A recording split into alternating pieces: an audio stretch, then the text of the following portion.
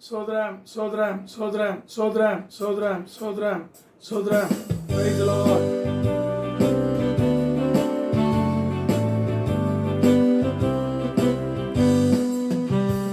உங்க உள்ளம் கைகளில் என்னை வரைந்து கொண்டீர்.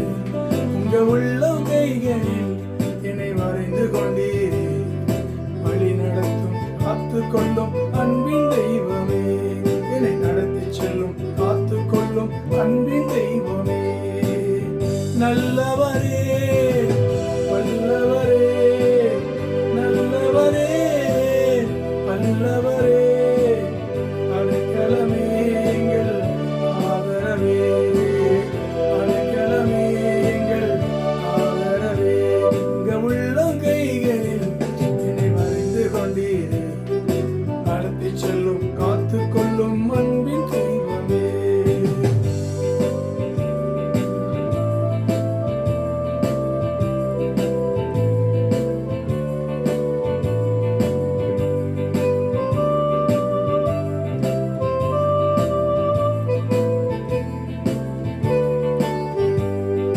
நான் ஒன்று நினைத்தால் நீர் ஒன்று செய்வீர், எல்லாம் நன்மைக்கு தானே. நான் ஒன்று நினைத்தால் நீர் ஒன்று செய்வீர், எல்லாம் நன்மைக்கு தானே, எல்லாம் நன்மைக்கு தானே. உங்க உள்ளம் கைகளில் என்னை வரைந்து கொண்டீர். உங்க உள்ளம் கைகளில் என்னை வரைந்து கொண்டீர். நடத்தி செல்லும் காத்து கொள்ளும் அன்பின் தெய்வமே, என்னை நடத்தி செல்லும் காத்து கொள்ளும் அன்பின் தெய்வமே.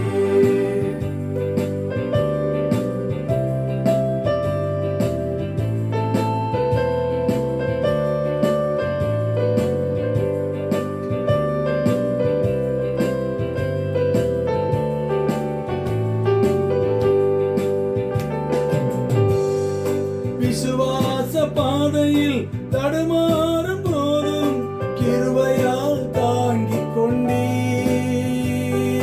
விசுவாச பாதையில் தடுமாறும் போது கிருபையால் தாங்கிக் கொண்டீர். கிருபையால் தாங்கிக் கொண்டீரே. உங்க உள்ளம் கைகளில் என்னை வரைந்து கொண்டீரே. உங்க உள்ளம் கைகளில் என்னை வரைந்து கொண்டீரே. என்னை நடத்தி செல்லும் காத்து கொள்ளும் அன்பின் தெய்வமே, என்னை நடத்தி செல்லும் காத்து கொள்ளும் அன்பின் தெய்வமே.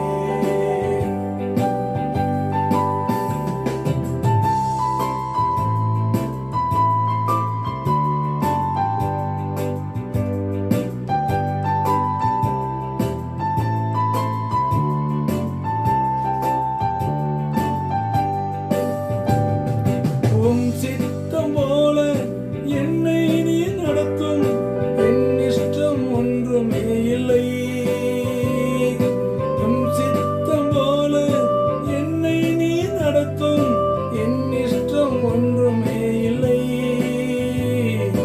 என் இஷ்டம் ஒன்றுமே இல்லை. உங்க உள்ளம் கைகளில் என்னை வரைந்து கொண்டீர். உங்க உள்ளம் கைகளில் என்னை வரைந்து கொண்டீரே. என்னை நடத்தி செல்லும் காத்து கொள்ளும் அன்பின் தெய்வமே, என்னை நடத்தி செல்லும் காத்து கொள்ளும் அன்பின் தெய்வமே. ஆமென். ஆண்டவராகிய இயேசு கிறிஸ்துவின் பரிசுத்த நாமத்துக்கு மகிமை உண்டாகட்டும். எனக்கு அன்பான கர்த்தருடைய பிள்ளைகளே, இந்த 6ஆம் மாதத்தின் இந்த முதல் வாரத்தில் இந்த நிகழ்ச்சி மூலமாக உங்களை சந்திப்பதிலே நான் மிகவும் சந்தோஷப்படுகிறேன். நாம் இருக்க இந்த கால சூழ்நிலையில் இந்த மாதத்தில் கர்த்தர் நமக்கு கொடுக்கும்படியான வார்த்தைகளை என்னுடைய உள்ளத்தை வைத்தார். 2 வசனங்களை நான் ஆதாரம் வைத்து சில வார்த்தைகளை சொல்லி உங்களுக்காக ஜெபிக்கும்படியாக விரும்புகிறேன். ஒன்று, நமக்கு எல்லாம் தெரிந்த ஒரு வேத வசனம், 128ஆம் சங்கீதம் 2ஆம் வசனம். அதில் ஒரே ஒரு பகுதியை சொல்கிறேன். உன் கைகளின் பிரயாசத்தை நீ சாப்பிடுவாய். 1. 2வது, உபாகமம் 28ஆம் அதிகாரத்தில் 8ஆம் வசனத்திலையும் 12ஆம் வசனத்திலையும் அந்த கை சொல்லப்படுறது பாருங்க. கர்த்தர் உன் களஞ்சியங்களிலும் நீ கையிடும் எல்லா வேலையிலும் உனக்கு ஆசீர்வாதம் கட்டளையிடுவார். 8ஆம் வசனம். 12ஆம் வசனத்துல ஏற்ற காலத்திலே உன் தேசத்திலே மழை பெய்யவும் நீ கையிட்டு செய்யும் வேலையெல்லாம் ஆசீர்வதிக்கவும் என்று போடுறது. நம்ம கர்த்தர் பிள்ளைகளே, ஒரு தேவ பிள்ளை தன் கையினால படுகிற பிரயாசம் சொல்லும்போது அவருடைய வருமானம் இல்லை அவனுக்கு என்னென்ன ஆசீர்வாதம் உண்டோ அதை சொல்றாரு. ஒரு கடவுளுடைய பிள்ளை கையின் பிரயாசம் ஆசீர்வதிக்கப்படணும். அந்த கையின் பிரயாசம் அவனுக்கும் அவன் சந்ததிக்கும் ஆண்டவர் அவனை கொண்டு என்ன செய்ய நினைக்கிறாரோ அதுக்கு மட்டும்தான் அது பயன்படணும். ஆனால் இன்னைக்கு இருக்க காலகட்டத்தில் பார்த்தீங்கன்னா நம்முடைய கையின் பிரயாசங்கள்லாம் நஷ்டமாகிக்கொண்டே போகுது. அதுக்கு காரணம் நமக்கு எல்லாம் தெரியும்.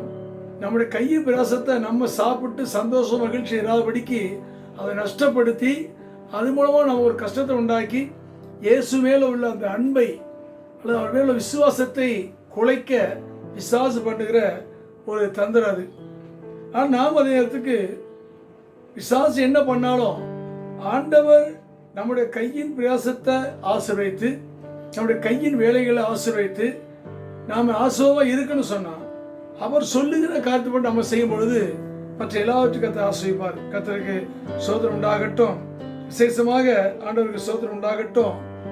ஆண்டவராகிய தேவன் அவர் முதல்ல சொல்ற வார்த்தை என்னன்னா, சங்கீதத்தின் புஸ்தகம் 95ஆம் சங்கீதத்தில் 7ஆம் வசனத்தில் ஒரு நல்ல அருமையான ஒரு வேத வசனம் உண்டு. சங்கீதம் 95:7 ஒரு வசனம் இருக்குது. அவர் நம்முடைய தேவன், நாம் அவர் மேய்ச்சலின் ஜனங்களும் அவர் கைக்குள்ளான ஆடுகளுமாமே. முதல்ல நம்முடைய கையின் பிரயாசத்தை நாம் சாப்பிட, நம்முடைய கையின் பிரயாசங்கள் ஆஸ்வதிக்கப்பட முதலாவது நாம் ஆடுடைய கைக்குள்ளான ஆடுகளாக இருக்கணும். அவர் கைக்குள்ளான ஆடுகளாக இருக்கணும். எல்லா ஆட்டுக்கும் பாதுகாப்பு இருக்காது, ஆனால் மெய்ப்பனுடைய கைக்குள்ள இருக்கிற ஆட்டுக்கு கண்டிப்பாக ஒரு பாதுகாப்பு இருக்கும். யோவான் 10ஆம் அதிகாரத்தில் அவர் சொல்றாரு, அங்கே ஓனாய் வரும்பொழுது அந்த மெய்ப்பனாய் இராதவன் ஆடுகளை விட்டுட்டு ஓடிடுவான். ஆனால் மெய்ப்பன் அப்படி இல்லை, தன் ஆடுகளுக்காக ஜீவனை கொடுக்குறான்னு சொல்லி ஆண்டவர் சொல்றாரு. அந்த யோவான் 10ஆம் அதிகாரத்தில் 28 கூட அவர் சொல்றாரு, அவைகள் என் கைகள் இருக்குது, என் கையிலிருந்து ஒருவனும் பறிக்க முடியாது என்று மெய்ப்பன் சொல்கிறார்.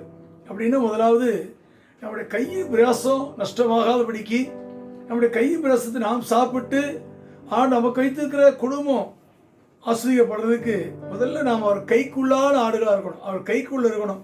அவர் கைக்குள்ளே இருக்கணும். அந்த கைக்குள்ளே இருக்கும் பொழுது கண்டிப்பாக நம்முடைய கையின் பிரயாசத்தை நாம் சாப்பிட நமக்கு அருள் செய்வார். ரெண்டாவதாக 1 பேதுரு 5:6 நாம் வாசிக்கிறோம், ஆகையால் ஏற்ற காலத்தில் தேவன் உங்களை உயர்த்தும்படிக்கு அவருடைய பலத்த கைக்குள் அடங்கியிருங்கள் போடுது. கிட்டத்தட்ட ஆடுகள் அவர் கையில் தான் இருக்கிறோம், ஆனால் நிறைய நேரத்தில் அடங்கி இருக்கிறதில்ல. அடங்கி இருக்குது சொன்னால் ஆண்டவர் சித்தத்துக்கு நேராக அவர் திட்டத்துக்கு நேராக நடக்கிறதில்ல. ஜெபம் பண்ணுறோம், பைபிள் வசிக்கிறோம், எல்லாம் செய்வோம், ஆனால் சில நேரத்தில் ஆண்டவர் சொல்லுகிற அந்த வழிகளில் நாம் அடங்கி அல்லது அதை கேட்டு கீழ்ப்படி நடக்காம தவறி விடுறோம். அப்படி தவறு முடியாத வாழ்க்கை வழிகளை பிசாசு உண்டாக்கி விடுறான். அதுக்கத்தான் பேர் சொல்றாரு, உங்களை உயர்த்தணும் சொன்னால் ஒரு ஏற்ற காலம் இருக்கும், அந்த காலம் வர வரைக்கும் ஒரு கைக்குள்ள நீங்கள் அடங்கி இருக்கணும். அடங்கி இருக்கிற என்ன ஆண்டவர் சொல்ற வார்த்தைகளுக்கு கீழ்ப்படிந்து அல்லது பொறுமையோடு நம்பிக்கையோடு செபத்தோடு இருக்கணும். அதான் அடையாளம். அப்போ ஒரு தேவ பிள்ளை ஆண்டு கைக்குள்ளா இருக்கும் பொழுது அந்த கைக்குள்ள அவன் அடங்கி இருக்கணும். அப்படி அடங்கி இருக்கும் பொழுது கண்டிப்பா ஒரு காலம் வரும், ஆனால் கண்டிப்பா அவனை உயர்ந்த இடத்த வைப்பார். ஏன்னா அவர் கைக்குள்ள இருக்கிற ஒரு கடவுளுடைய பிள்ளைய ஒரு ஆசீர்வாதம் சொன்னா அவர் கை அல்லது கரம் கூட சொல்லலாம். அந்த கைக்குள்ள நாம் இருக்கும் பொழுது கண்டிப்பா நம்முடைய கையின் பிரயாசத்தை நாம் சாப்பிட செய்வார். ஒருவேளை இன்னைக்கு இருக்க சூழ்நிலை நம்முடைய கையின் பிரயாசங்கள் நம்மளுடைய வீணா போகுது சொன்னா பிசாசு அதை தந்திரம் பண்றான். ஆனா அதே நேரத்துக்கு நாமளும் எச்சரிக்கையா இருக்கணும். நம்மளுடைய கையின் பிரயாசம் ஏன் வீணா போகுது அப்படி சொன்னா, நான் ஒரு கைக்குள்ள இருக்கிறேனா? யார் கைக்குள்ள இருக்கிற? நிறைய பேர் சொல்றாங்க, வேற எல்லாம் என் கையில இருக்குது அப்படி சொல்லுவாங்க. என் கைக்குள்ள இருக்கிறவன் சொல்லுவாங்க. நான் சொல்ல, நம்ம ஆண்டவர் கைக்குள்ள இருக்கணும். நாம் அவர் கைக்குள்ள இருக்கும் பொழுதுதான் நம்முடைய கையின் பிரயாசத்தை நாம் சாப்பிட முடியும், அது வீணாகாமல் காப்பாரு. அது விசாரிச்சு என்ன பண்ணோம், இப்படி ஏதாவது வேலை பண்ணி என்ன பண்ணோம்னா அவர் கைக்குள்ளான ஆடா இல்லாமல் இல்லையா, காணாமல் போட ஆடா இல்லையா, வழிதவறி போடுகிற ஆடா அல்லது பள்ளங்களில் இடறி போயிடுற ஆடா மாற்றி விட்டுருவான்.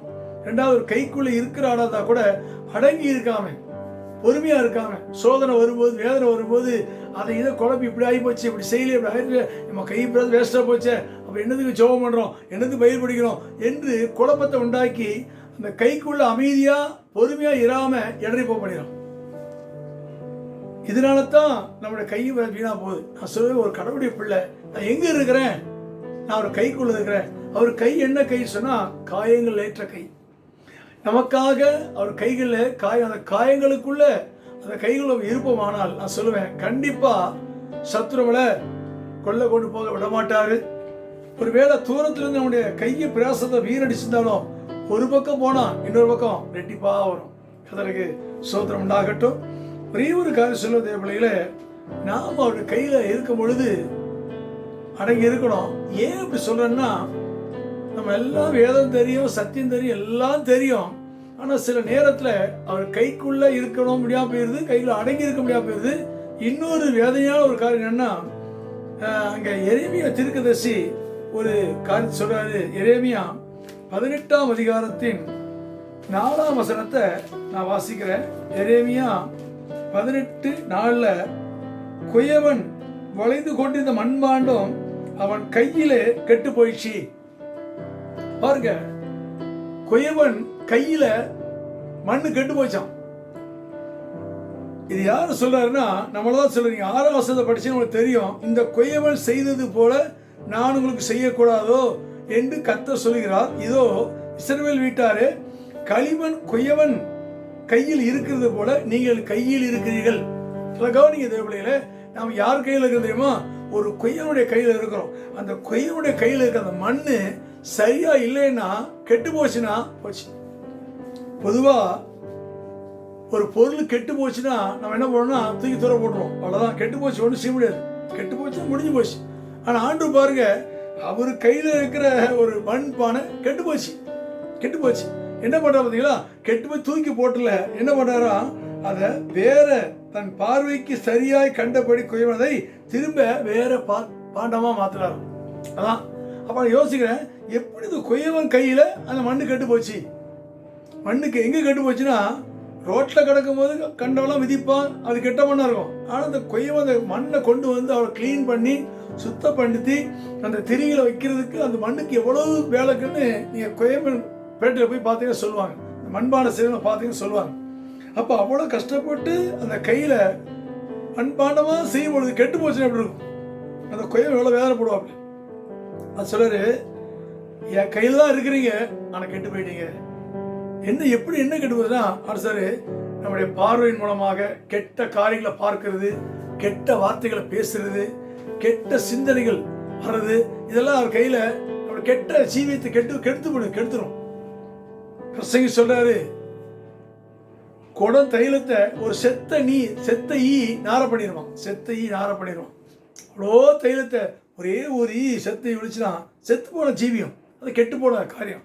வாழ்க்கையில் வரும் பொழுது எல்லாம் வேஸ்டா போயிடுவான், கை பிரயாசம்லாம் வேஸ்டா போயிடுவான். ஆனால் கத்திர பிள்ளைகளே, நம்ம கத்துடைய கையில் இருக்க மறந்துடக்கூடாது. அந்த கையில் ரொம்ப கவனமாக இருக்கும், ஜாக்கிரதையாக இருக்கணும். யார் கையில் இருக்கிறேன்? சர்வ உலகத்தை படைத்த சர்வளவுள்ள தேவனுடைய குயவனாம் தேவன் கையில் களிமண் நான் என்று பக்தன் பாடுவது போல நான் அவருடைய கையில் இருக்கிறேன். அப்போ அவர் கையில் எவ்வளவு ஜாக்கிரதையா இருக்கணும் சொல்றாரு. கர்த்தருடைய பிள்ளைகளை நாளைக்கு கூட நாம அவர் குயவன் கையில் இருக்கும் பொழுது கண்டிப்பா சொல்லுவேன், சில நேரத்தை நம்ம தப்பு பண்ண மாட்டோம், ஆனா கெடுக்க பார்ப்பான், நம்மளை ஏதாவது கெடுக்க பார்ப்பான். நம்ம கவனமா இருக்கணும். ஆண்டவர் உண்மையிலே அவருடைய கையில உங்களை வரைஞ்சி வச்சுக்கிறாருன்னா, ஏசாயா 49:16 சொல்லுது, என் உள்ளம் கையில் உங்களை வரைந்து வச்சுக்கிறேன் சொல்றாரு. ஏசாயா சொல்ற அப்படின்னா ஆண்டவர் வரைஞ்சி வச்சுக்கிறாரு, அவர் கையில வரைஞ்சி வச்சுக்கிறாரு. அவர் கையில வரைஞ்சி வச்சுக்கிறனால நம்ம கவனமா இருக்கணும். ஏன்னா அவர் பார்க்குறாரு, நான் என்ன பார்க்குறேன், என்ன பேசுறேன், என்ன செய்கிறேன், ஜெபம் பண்ணனா ஜெபம் பண்ணலையா, அவருக்கு எனக்கு தொடர்பு உறவு எப்படி இருக்குது, நான் ரட்சிக்கப்படும் போது, நான் வியாதி சுகமாகும் போது, நான் கஷ்டப்படும் போது ஆண்டு எப்படி செபித்தேன், எப்படி விசுவாசமா இருந்தேன், இன்னைக்கு அந்த விசுவாசம் ஜெபம் எங்க போச்சு? வசதி வாய்ப்புகள் வரும் பொழுது, பட்டம் பதவி புகழ் வரும் பொழுது அதெல்லாம் குறைஞ்சி போச்சா, அவர் கையில் பார்க்குறாரு எப்படி இருந்து இப்படி எப்படி ஆயிட்டு சொல்லி, அதனால் அவர் கையில் வரைஞ்சி வச்சுக்கிறாரு. ஆனால் ஒன்று சொல்லுவேன், உண்மையிலேயே அவங்க நேசித்தா என்ன பண்ணார் தெரியுமா? யோபின் புஸ்தகத்தில் 5ஆம் அதிகாரம் அங்கே 18ஆம் வசனம் நீங்கள் படித்து பார்த்தீங்கன்னா, யோபு 5:18 சரி, அவர் கை அடிக்குமா, அவர் கை ஆற்றுமா. எந்த கையில நீங்க வரையப்பட்டிருக்கிறீங்களோ, அவர் கைக்குள்ள ஆடா இருக்கிறீங்களோ, அவர் கைக்குள்ள அடங்கி இருக்கிறீங்களோ, அந்த கையில நீ கெட்டு போற சொல்ல வந்தா சொல்றாரு அடிப்பாராம். யோபு அந்த 5ஆம் அதிகாரம் 18 படிச்சு பாருங்க, அடிப்பாராம். ஆனா அதே கரத்துல, ஏன் தெரியுமா? அப்பதான் நீ சரியாவ. சில நேரங்கள் வரும் துன்பங்கள், வியாதிகள், பலவீனங்கள்லாம் நினைப்போம் நான் தப்பு பண்ண அப்படி இப்படி சொல்ல, இல்ல நம்மளை சுத்தப்படுத்தாரு, பரிசுத்தப்படுத்தாரு. அப்பதான் நம்ம அவரோடு கூட இணைந்து இருப்போங்கிறதுக்காகத்தான். ஐயா தேவலைகளே, அவர் கை நம்மளை எப்போ தண்டிக்குதோ அப்பெல்லாம் அவர் நம்மளை நேசிக்கிறாரு, என் மேல ரொம்ப அன்பா இருக்காரு. அவர் அடிக்கிறாருன்னா அவர் கை என்ன தேற்றும் ஆற்றும். ஏன் சொன்னா அவர் மகிமையான கை, அவர் கை. சாலமோன் சொல்றாரு, உன்னத பாட்டு அந்த 4ஆம் அதிகாரத்துல சொல்றாரு, அவர் வலது கை என் தலையின் கீழ், அவர் இடது கையின் தலையின் கீழ் வலகரத்தாலே தாங்குறாராம். அவர் கை பாருங்க, நம்ம தலையில் வச்சு அந்த அவருடைய இடது கை தலையில தான், வலது கரத்தால் அப்படியே தாங்குறாராம், அணைக்கிறாராம். எவ்வளவு பெரிய தேவன் பாருங்க, அவ்வளவு பெரிய தேவன். தன்னுடைய கையினால மனுஷனை உருவாக்குனாரு, அவர் கையால மனுஷனை உருவாக்குனாரு. அந்த தேவன் கையில நாம் இருக்கும் பொழுது அவர் நம்மளை தாங்குறாரு, அணைக்கிறாரு. நான் கடைசியா ஒரு வார்த்தை சொல்லி உங்களுக்கு சொல்றேன், நீங்க அவர் கைக்குள்ளான ஆடா இருந்தா, அவர் கைக்குள்ள அடங்கி இருக்க ஆடா, கெட்டு போகாத ஆடா இருந்தீங்கன்னா, அவர் சொல்றாரு 118ஆம் சங்கீதத்துல, அங்க 118ஆம் சங்கீதத்துல ஒரு அருமையான ஒரு வசனம் உண்டு. 118ஆம் சங்கீதத்துல நல்ல வாக்குத்தத்தமான ஒரு வசனம் நான் வாசிக்கிறேன். Praise the Lord. ஸ்தோத்திரம் ஸ்தோத்திரம் ஸ்தோத்திரம். Thank you Jesus. 14ஆம் வசனம் பாருங்க, கர்த்தரின் வலதுகரம் உயர்ந்திருக்கிறது, கர்த்தரின் வலதுகரம் பராக்கிரமம் செய்யும். நீங்க யார் கையில் இருக்கிறீங்க, எந்த கையில் இருக்கிறீங்க? உயர்த்துற கரம், பராக்கிரமம் செய்யற கரம். அதான் முதலே சொன்னேன், உன் கையின் பிரயாசங்களை நீ சாப்பிட்டு, உன் கையின் வேலையெல்லாம் நீ ஆஸ்வதிக்கப்பட அவர் கைக்குள்ள இருக்கணும், அவர் கைக்குள்ள அடங்கி இருக்கணும், அவர் கைக்குள்ள கெட்டு போகாம இருக்கணும். ஒரு வேளை சத்துரு ஏதாவது வழி தப்பு பண்ண வச்சுட்டா கூட அவர் கை உன்னை அடிக்கும், ஆற்றும், தேற்றும். அந்த கை உன்னை தலையில தாங்கும், ஆனால் அரவணைக்கும். அந்த கை என்ன செய்யுமா? உன்னை உயர்த்துவோம். ஏன்னா அவர் கை பராக்கிரம செய்யுமா, அந்த கை பராக்கிரம செய்யற கை. அந்த கைக்குள்ள இருக்கும் பொழுது சொல்ல தேவ பிள்ளைகளே, சின்ன வருமானம் தான் பாருங்க. அந்த 5 அப்பத்து 2 மீனையும் கொண்டு ஏசாமி கையில கொடுத்துட்டு அவர் கைக்கு வாங்கி திரும்ப கொடுத்தா பாரு இவ்வளவு வச்சு வரேன் பெருகிச்சு.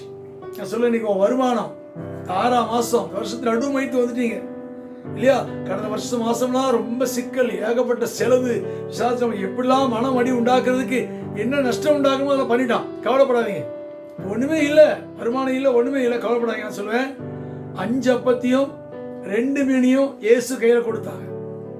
யோவான் 6ஆம் அதிகாரத்துல, யோவான் 6ஆம் அதிகாரத்துல நான் சொல்லுறது, 6ஆம் மாதம் இருக்கிற எந்த வருமானமோ எந்த சூழ்நிலையோ அவர் கையில அப்படியே கொடுத்துருங்க.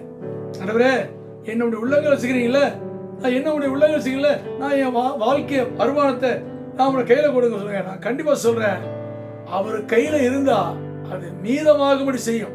போசித்து 2வது எலியா தீர்க்கதரிசி, உலகம் பூரா பஞ்சம் வந்துச்சு.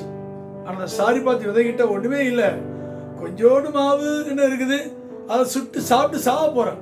ஆனால் எலியா சொல்றாரு, நீ சொல்றது கரெக்ட் தான்மா, நீ போய் முதல்ல எனக்கு ஒரு அப்ப சுட்டு கொண்டு வந்துட்டாங்க. அந்த அம்மா இருக்கிற அந்த மாவை சுட்டு எலியா ஊழியக்காரரை கொண்டு கையில் கொடுத்தாப்புல. ஊழியக்காரர் கைக்கு இருந்தது ஒரு கஷ்டம், வறுமை ஒண்ணுமே இல்லை. எப்போ ஊழியக்காரர் கைக்கு அது போயிடுச்சோ பாருங்க, எல்லாரும் பட்டியா இருக்காங்க, பசியா இருக்காங்க. அந்த சாரிபாத்தி விதை வீட்டில் அப்பமும் குறையல, எண்ணெயும் குறையல, பஞ்சம் தீர வரைக்கும் அந்த அம்மா சாப்பிட்டாங்களாம், அந்த பிள்ளை சாப்பிட்டாங்கன்னா. நீ பைபிள் வசனத்தை படிச்சு பாருங்க, அந்த 1 ராஜாக்களை படிச்சு பாருங்க, அவங்க சொந்த குடும்பம்லாம் சாப்பிட்டாங்களாம், நல்லா சாப்பிட்டாங்களாம். எலியாவும் சாப்பிட்டாரு. கர்த்தருக்கு ஸ்தோத்திரம் உண்டாகட்டும். நான் சொல்லுவேன், அந்த கையில நீ கொடுக்கும் பொழுது, உன் கஷ்டத்துல வேதனை நீ கர்த்தருக்காக கொடுக்கும் பொழுது, கண்டிப்பா பஞ்சம் இருக்கும், ஆனா வாழ்க்கையில பஞ்சராவடிக்கு கத்த மாற்ற கொஞ்சம் சின்ன இதை வச்சு என்ன பண்ண முடியும், எப்படி வாழ முடியும்? கவலைப்பட தேவையில்லையே. அவருடைய கை ஆஸ்வதிக்கிற கரம் கூட இருக்குது. ஒரு சாதாரண மனுஷன் அப்போஸ்தலன் பவுல், வேதம் சொல்லுது, அப்போஸ்தலன் வாசிக்கிறோம், பவுல் கையினால தேவன் விசேஷித்த அற்புத அடையாளம் செஞ்சார். அவர் கையால் சேவிச்சாராம். அதே தேவன் ஓ கையாலையும் விசேஷித்த அற்புத அடையாளம் செய்ய வைப்பாரு. கடந்த 5 மாதம் ஓடிச்சு, 6ஆம் மாசம் கண்டிப்பா ஒரு மாற்றம் வரும். எப்போ ஒண்ணு உயர்த்த நினைச்சுக்கிறாரோ அந்த உயர்த்துக்காக காத்துரு. யோவான் 6ஆம் அதிகாரத்துல அப்பத்தையும் தண்ணி அப்பத்தையும் மீனையும் ஆசிரிச்சாரு. 1 பேதுரு 5:6 ஏற்ற காலத்தை உயர்த்து சொல்லிட்டாரு. அவருடைய கரம் உயர்த்தும், அவருடைய கரம் பராக்கிரமம் செய்யும். அவர் கைக்கு யாரும் தப்ப வைக்க முடியாது. அவர் கைக்கு தப்ப வைக்கவே முடியாது. அவர் கையில இருந்து யாரும் பறிக்க முடியாது. அவர் கைக்குள்ள இரு, கர்த்தர் ஆசீர்வதிப்பாரு.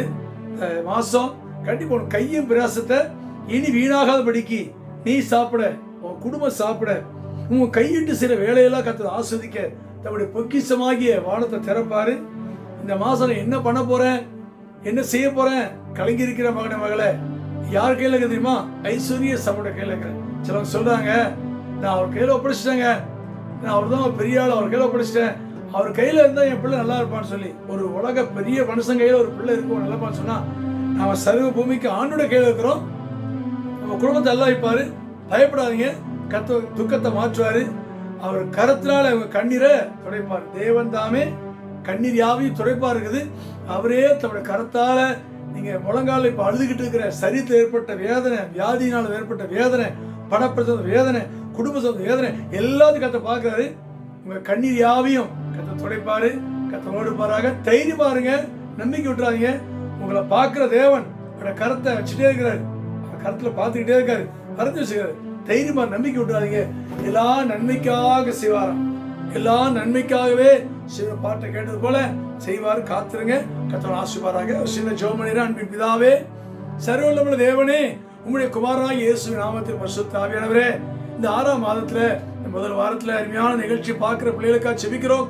ஆண்டவரே, கடந்த 5 மாதங்களும் இந்த தேசத்தில் நடந்த கொடுமை, ஆலயங்கள் மூடப்பட்டு, ஊழியர்கள் நிறுத்தப்பட்டு, சரியா ஜெபிக்க முடியாம, வருமானம் இல்லாம, ஆண்டவரே பிள்ளைங்க எத்தனையோ மக்கள் இந்த கொரோனா வியாதினால அநேக பரிசுத்தவான்கள் எடுக்கப்பட்ட மறைஞ்சிட்டாங்களப்பா. அநேகர் வேதனைக்குள்ளாக இருக்காங்க. ஆனாலும் நீங்க அனுமதிக்காம எது நடக்காப்பா, நீங்க அனுமதிக்காது நடக்க ஆண்டவரே. ஏன்னா நாங்க கையில இருக்கிறோம், அதை நன்மைக்காகவே மாற்றிடப்பா. சோர்ந்து போகாம எப்படி தைரியமா இருக்கட்டும். இந்த மாசம் எப்படியாவது ஒரு வழிவாசல் திறந்து இந்த கொரோனா வியாதியெல்லாம் நீங்கி ஆண்டவரே ஜனங்கள் சுவிட்சம் பெற, பள்ளிக்கூடங்கள் திறக்கப்பட, வேலை தொழிற்சாலைகள் திறக்கப்பட, அன்றாட தேவ பிள்ளைகளுடைய வாழ்க்கை வாழ்வாதாரம் ஆண்டவர் ஆஸ்வதிக்கப்பட தோப்பனே நீ கருத்தை நீட்டும். நீ உங்களுடைய கருத்தை நீட்டினா இந்த கொரோனா ஒரு நிமிஷம் ஓடி போயிடாண்டவரே. நான் சொல்லுவேன், இந்த கொரோனா சரியாகிறதுக்கு 2 காரணம் என் மனசு. 1, எங்க தேசத்துக்கு அருவருப்பு, உங்களுக்கு பிடித்தமில்லாத காரியங்களை ஜனங்கள் செய்வார். அந்த வருகிற அருவருப்புனால உங்களுடைய கோபம் ஆண்டவரே. 2வது, திறப்பில் நிற்க வேண்டியவங்க, கத்தருக்காக தியாகமா நிற்க வேண்டியவங்க, கத்தருக்காக எழுப்பி பிரகாசிக்க வேண்டியவங்க, தியாகமாய் வாழ வேண்டியவங்க சொகுசாய் வாழ ஆரம்பிச்சிட்டாங்க. அவனுக்கு ஒரு எச்சரிக்கை கொடுங்க. இனி ஆலயங்கள் ஊழியங்கள் சீர்படணுங்கிறதுக்காக கொடுக்கிற சரியான வழிக்கு நீங்கள் தயவு செய்து உணர்ந்து நாங்களை காத்துக்கொண்டு சரிப்பட்டு இதுக்கப்புறம் எங்க வாழ்க்கையில ஒரு பெரிய மாற்றம் வர அந்த கிருபை சீராக. கடைசியாக வருகை நெருங்கிடுச்சுப்பா. இதெல்லாம் நீங்க வர போறீங்க, இந்த அடையாளம் கரெக்டா வெளிப்படுச்சப்பா. உடைய வருகைக்கு என்று எங்களை ஆயத்தப்படுத்தும். நானும் என் வீட்டார் வேண்டால் கத்தரையே சேவிப்போம் என்று செவிக்கிறோம். உண்மையே சேவித்து சந்திக்க அடியோட குடும்பத்தையும் இந்த நிகழ்ச்சி எல்லா குடும்பங்களையும் ரட்சியும் ஆசீர்வதியும் பாதுகாத்துக் கொள்ளும். எல்லா கடமையுமே துதி சோத்திரம் உமக்கே ஏற்றுக்கொள்ளும். ஆண்டவரும் ரட்சகருமாகிய இயேசுராஜ நாமத்தில் ஜெபிக்கிறோம் நல்ல பிதாவே, ஆமென். ஆமென். என் ஆத்துமாவே கர்த்தரை சோத்திரி, என் முழுவலுமே பரிசுத்த நாமத்தை சோத்திரி. என் ஆத்துமாவே நீ கர்த்தரை சோத்திரி. கர்த்தர் செய்த சகலவாலும் வராதே. நம்முடைய கர்த்தராகிய இயேசு கிறிஸ்துவின் கிருபை, பிதாவாகிய தேவனுடைய அன்பு, பரிசுத்தோட ஐக்கியம் நம் அனைவரோடும் சகல பரிசுத்தமானோடும் கர்த்தராகிய இயேசு கிறிஸ்து வரைக்கும் மட்டும் இருப்பதாக. ஆமென். தைரியமா இருங்க. உங்க கையும் பிரயாசத்தை நீங்க சாப்பிட கர்த்தர் நீட்டுவாரு. ஆமென். God bless you.